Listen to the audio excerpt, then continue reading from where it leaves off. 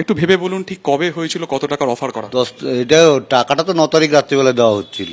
আচ্ছা, আর যখন আমার মেয়ের ডেড বডি ওই আমরা উপরে নিয়ে গেছিলাম ঘরের দোতলায়, আমার যেখানে থাকি আর কি, মেয়ের মেঝেতে শোয়ানো ছিল, তখন উনি এসে আমাকে ওই রান্নাঘরের পাশে একটা ছোট জায়গা আছে, সেই জায়গায় নিয়ে গিয়ে উনি আমাকে টাকা দিচ্ছিলেন। আমি তখন বললাম যে আপনার যে শোল্ডারের যে আইপিএসটা পেতে যত কষ্ট হয়েছে, আমার মেয়ে তার থেকে বেশি কষ্ট করে কিন্তু আজকে এই পজিশনে তৈরি হয়েছে। আপনি আজকে আমাকে টাকার লোভ দিয়েছেন, সেটা আমাদের এত মর্মান্তিক লেগেছিল। কিন্তু তারপরেও যেহেতু পুলিশের কাছে তদন্ত হওয়ার ছিল, এই ভিডিওটা করে করতে বাধ্য হয়েছিলাম করতে। এই ভিডিওটা আপনাদেরকে বলাতে, দুজনকে বলাতে বাধ্য করা হয়েছে? বলতে বাধ্য করা হয়েছিল। মারাত্মক অভিযোগ। হ্যাঁ, সুবর্ণ গোস্বামী যিনি স্যার, ওনাকে আমার মানে মায়ের মা বলেছিল বলে উনি বাইরে এসে সাংবাদিক সম্মেলনে বলেছিলেন। আমরা প্রথমে প্রকাশ করিনি বিষয়টা, সুবর্ণ গোস্বামী স্যারই প্রথমে প্রকাশ এনেছিলেন বিষয়টাকে, এবং তারপরে আমাকে আমাদের এই ভিডিওটা করতে বাধ্য করা হয়। ভিডিওটা পুলিশ তো আমাদের প্রথম থেকেই মানে এত চাপে রেখেছে, মানে সেটা তো কল্পনার বাইরে।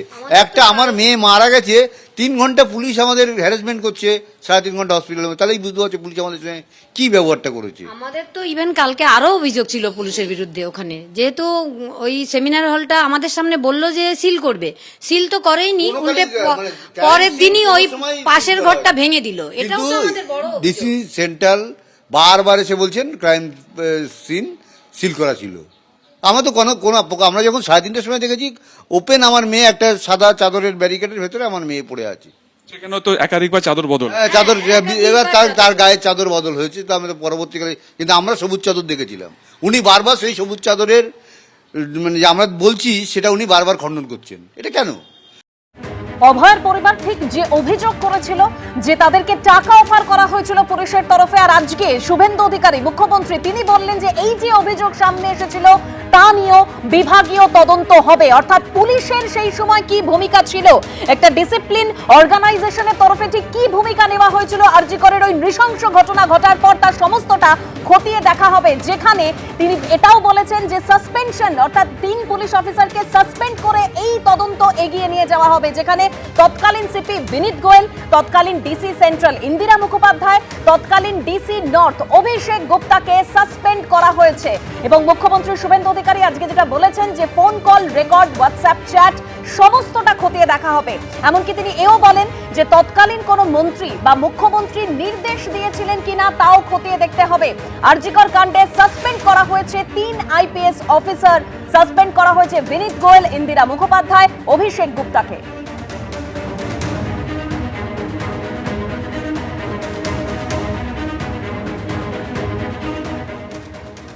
এজ এ হোম মিনিস্টার আমি চার্জ নেওয়ার পরে মাননীয় চিফ সেক্রেটারি, মাননীয় হোম সেক্রেটারির কাছে রিটিন চেয়েছিলাম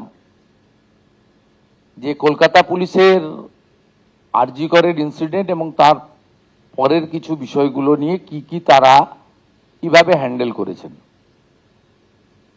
under the leadership of the chief secretary along with home secretary, তারা একটা ফ্যাক্ট ফাইন্ডিং এর কাজ করেছেন গত কয়েকদিন ধরে। সেইটা দেখার পরে ইনিশিয়ালি আজকে আমরা একটা অ্যাডমিনিস্ট্রেটিভ অ্যাকশন নিলাম। এজ এ হোম মিনিস্টার আমি ডিক্লেয়ার করছি, সেটা হচ্ছে ওই সময় যে ইনসিডেন্ট ঘটেছিল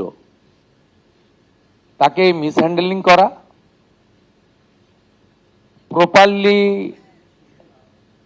এফআইআর ইনভেস্টিগেশন ইনিশিয়ালি যে পার্টটা পুলিশের করা উচিত ছিল অ্যাজ এ ডিসিপ্লিন অর্গানাইজেশন,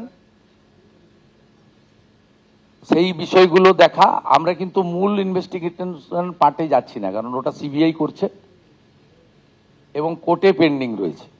আমরা শুধুমাত্র আমাদের সরকারের যে লোকরা ছিল, specially the senior police officers, দিদেন কলকাতা পুলিশের যারা ছিলেন সিপি এবং ইনক্লুডিং অল, ভিকটিমের মাদারের পক্ষ থেকে যে 2 জন police officer on behalf of the state government টাকা দিতে চেয়েছিলেন। ইন্টারনাল ফ্যাক্ট ফাইন্ডিং হবে, ডিপার্টমেন্টাল ইনকোয়ারি হবে, তখন ওনাদের যাদের বিরুদ্ধে আমরা আজকে অ্যাকশন নিচ্ছি তার বক্তব্য নেব, এবং ভিকটিম ফ্যামিলি যদি চান তাদের বাড়িতে গিয়েও আমাদের অফিসাররা নিয়ে আসবে, এবং তার পারিপার্শ্বিক যা আছে, phone call record, WhatsApp chat, এগুলো আমরা পরে পরে বের করব। তখনকার যারা অফিসাররা ছিলেন তাদের সঙ্গে কাদের কাদের কথা হয়েছে, কোনো মন্ত্রী মুখ্যমন্ত্রী দিদেন টাইমে তাদের কোনো ইনস্ট্রাকশন ছিল কিনা, এগুলো আমরা সব বের করব। আর একজন ডিসি তার প্রেস কনফারেন্সের অ্যাটিটিউড এবং language in front of media, এটা আমাদের রাজ্যের ক্ষেত্রে খুব একটা সুখকর ছিল না। উনি spokesperson of the Kolkata police ছিলেন না অফিসিয়ালি, আমরা এখান থেকে তথ্য নিয়েছি। কেউ ভার্বেলি দিয়ে থাকতে পারে, সেটা কল রেকর্ডে বোঝা যাবে, কিন্তু উনার যে বক্তব্যের থ্রোয়িং, এটা নারী সমাজ, মাতৃশক্তি এবং অভয়া ইনসিডেন্ট আমাদেরকে নাড়িয়ে দিয়েছে গোটা পৃথিবীতে, এবং নিশ্চয়ই পশ্চিমবাংলার মান মর্যাদা গরিমা সব নষ্ট হয়েছে। ঠিক আছে, আমরা আরো অনেকগুলো মেজার নেব। আমরা আজকে 3 জন আইপিএস কে সাসপেন্ড করছি। মিস্টার বিনীত গোয়েল, উনি এখন এডিজি রয়েছেন আইবিতে, আর আরো 2 জন আইপিএস, শ্রীমতী ইন্দিরা মুখার্জি এবং শ্রী অভিষেক গুপ্তা, এই 3 জনকে আমরা আজকে সাসপেন্ড করলাম, এবং এইচএস এর গাইডেন্সে, সিএস এর গাইডেন্সে HS as per the rules যা আছে ক্যাডার রুল, সেটা মেনে ডিপার্টমেন্টাল ইনকোয়ারি এবং প্রসিডিংস স্টার্ট করবে, যেটা আমাদের ইউনিয়ন ক্যাডার ওনার যে কন্ট্রোলিং অথরিটি সেখানে জানানোটা আমরা জানাবো। এটা তার প্রসিডিওর বলা আছে ক্যাডার রুলে। তো ইনিশিয়ালি আমরাই 3 জনকে সাসপেন্ড করলাম due to mishandling and offering bribe to the victim family and organized press conference without the permission from the appropriate authority. Mr. Binit Goel, Srimati Indira Mukherjee, Sri Abhishek Gupta. ABP Ananda, এগিয়ে থাকে, এগিয়ে রাখে।